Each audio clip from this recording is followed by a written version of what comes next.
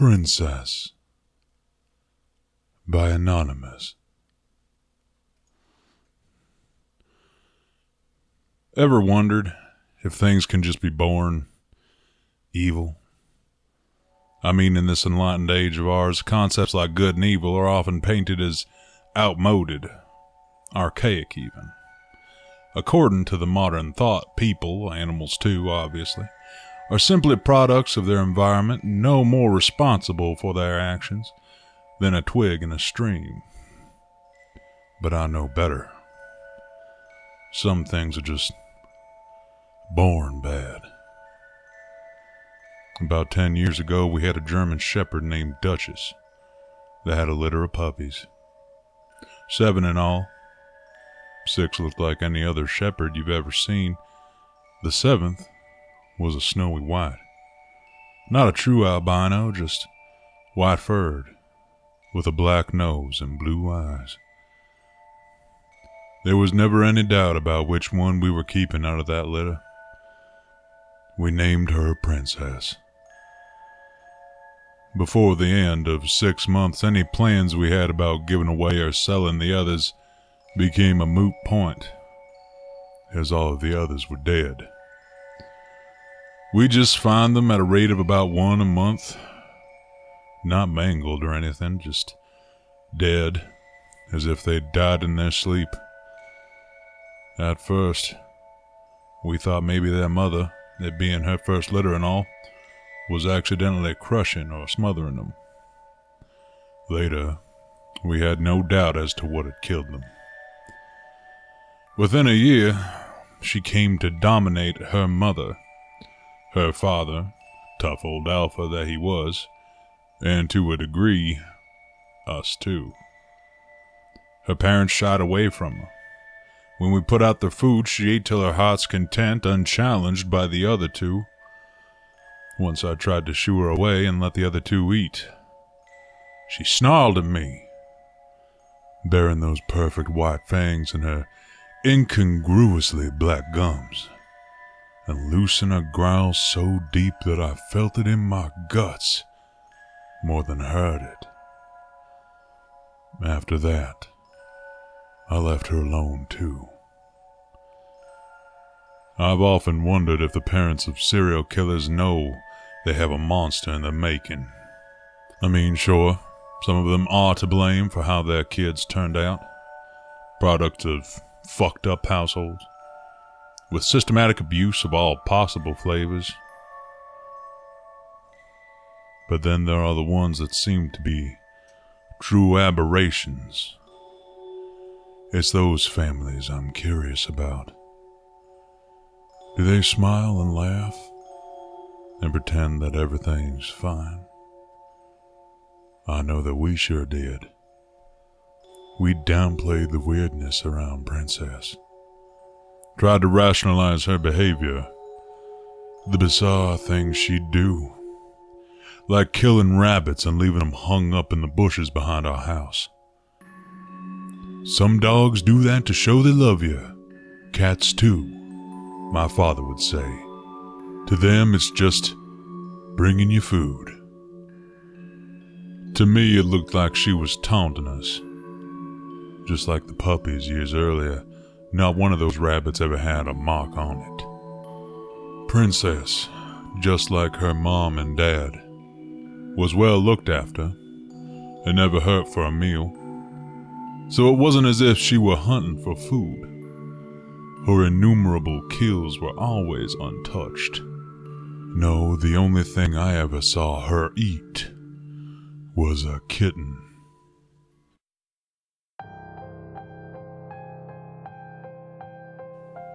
We had some feral cats in the woods around our house, and one mama cat had a litter in our tool shed.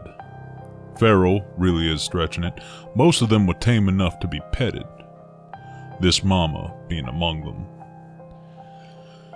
I returned home from school one day and headed around back to look in on them. The door to the shed was open, and inside I found Princess, her jaws pink from her feast, as she devoured that last kitten. Her beautiful eyes never left mine. The mama we found displayed on what I'd come to think of as the rabbit bush. The tipping point came that same year when we found her sire dead. He was the best dog we'd ever had, that we ever will have. We woke one Saturday morning to find him in the backyard laying dead without a mark, like so many rabbits before him. I can count the number of times I ever saw my father cry on one hand.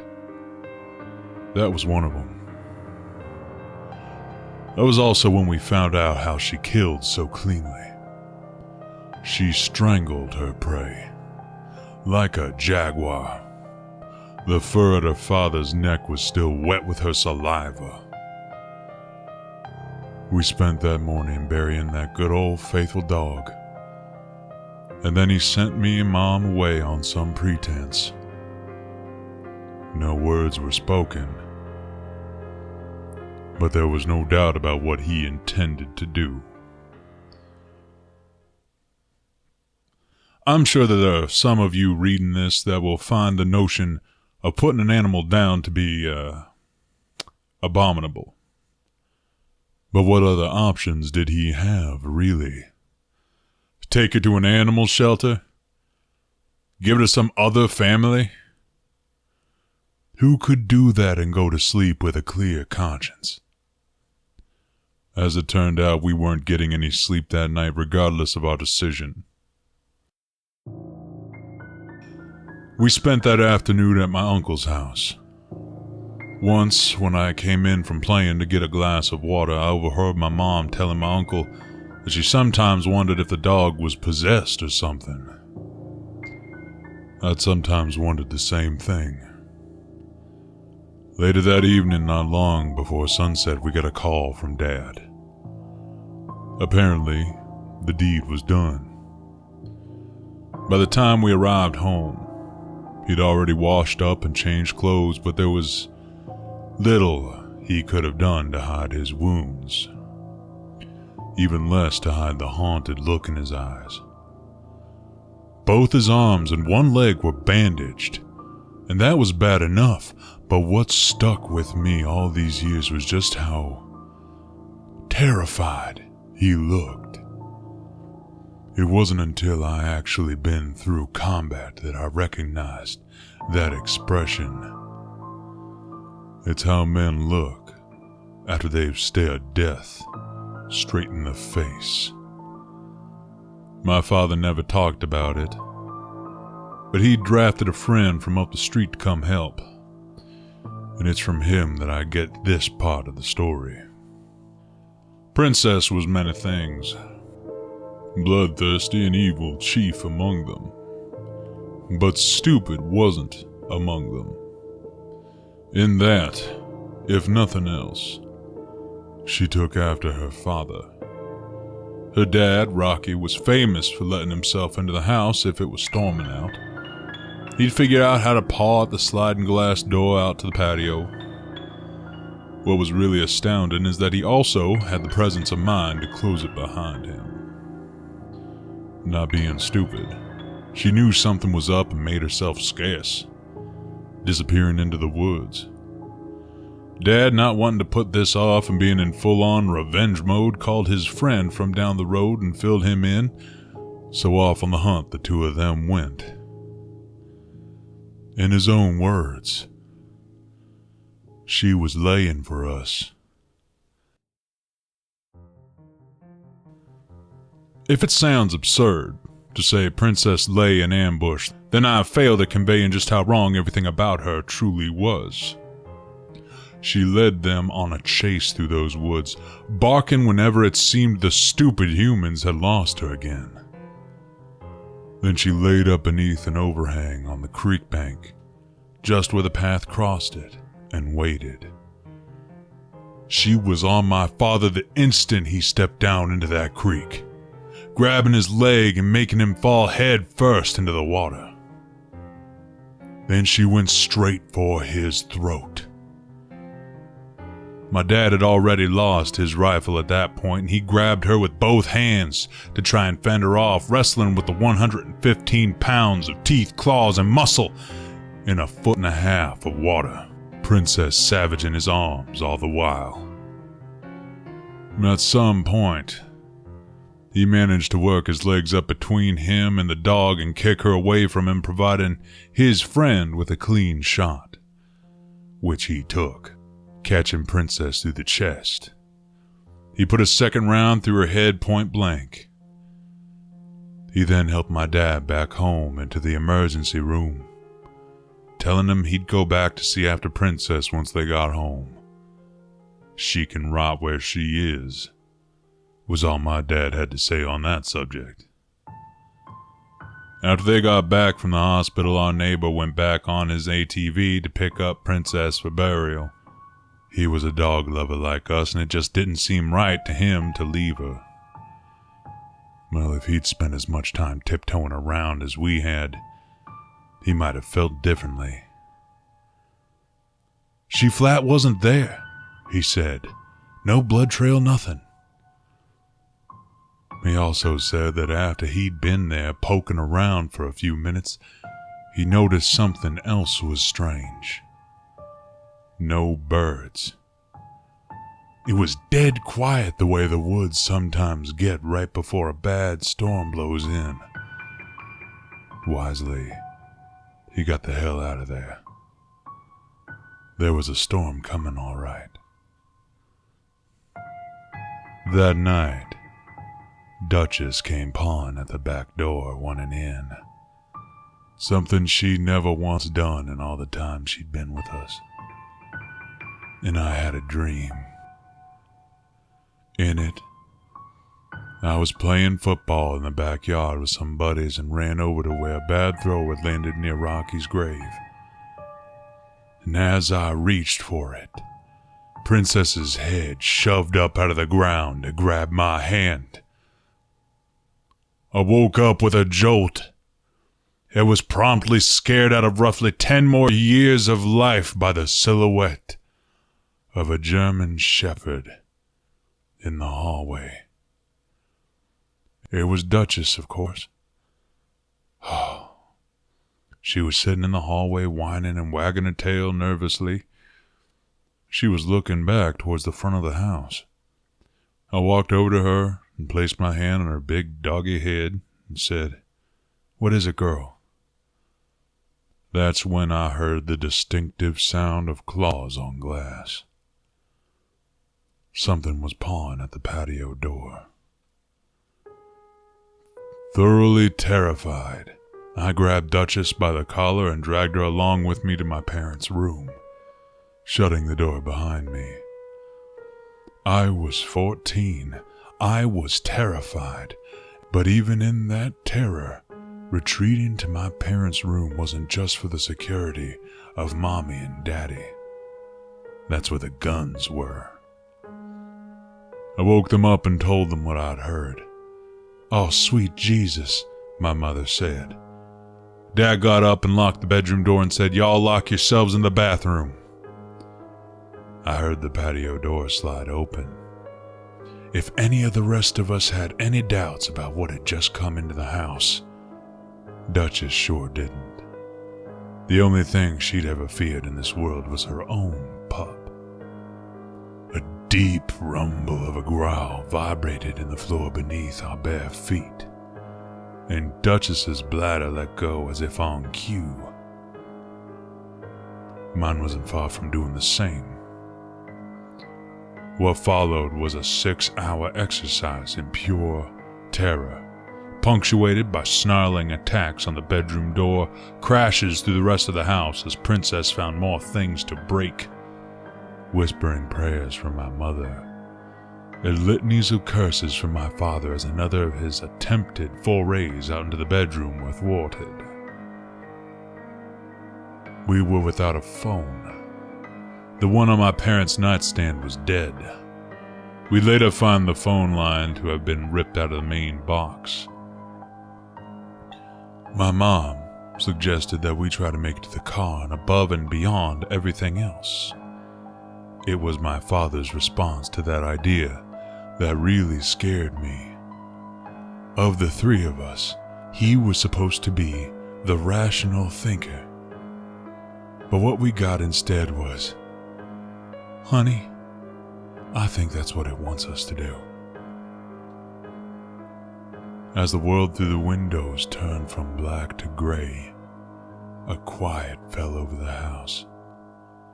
Mom and I watched through the windows, craning our heads in an attempt to get an eye on the patio door. But try as we might, the best we could manage was a view of most of the patio. More than enough concealment for a dog to slink in or out, even a big one like Princess. After an hour of silence, my dad quietly opened the bedroom door. I remember thinking what a useless gesture any attempt at stealth was. Dog senses are so much more acute than ours that he might as well have fired a 21-gun salute. Dad stopped in the hallway and shooed me back to the bedroom. "Don't come out until I say, okay?" Carefully, he made his way through the house to the patio door. We heard him shut it before he shouted back to us to stay in the bedroom till he told us to come out. Through the door, I could hear him moving around and what seemed to be him dropping things into a garbage bag. After about 30 minutes, he gave us the all clear. What greeted us was a disaster. Ripped up cushions, pillows, destroyed furniture, shredded papers and books all over the floor, but most terrible were the smears of gore all over everything. My mother wondered aloud at what she'd drug into the house. Grim-faced, my father did not answer. He simply turned and headed out back to bury Rocky for a second time. We cleaned up as best we could while Dad drove down to our neighbor's house to make all the appropriate calls. After all these years, I still wonder what portion of homeowners insurance covers attack by undead demon ghost dog. Unspoken, we all wondered what the night would bring. As it turned out, we never got a repeat, but Duchess never left the house again. Time rolled on. Occasionally, we'd find a new present on the rabbit bush. Just a friendly reminder. Just another token of Princess's abiding love. About 2 years into college, my dad called to tell me that our neighbors had passed. Heart attack in his sleep, the coroner said my dad. But what we were both thinking was not a mark. There are plenty of nights where I wonder what the last thing was to pass before that old bachelor's eyes. I can guarantee you it stared right back. I've seen firsthand how it feeds.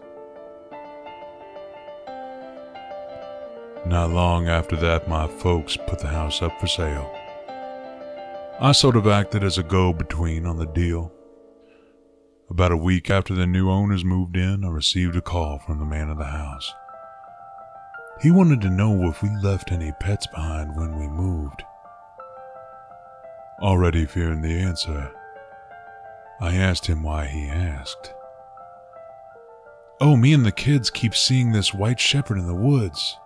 Pretty." Pretty.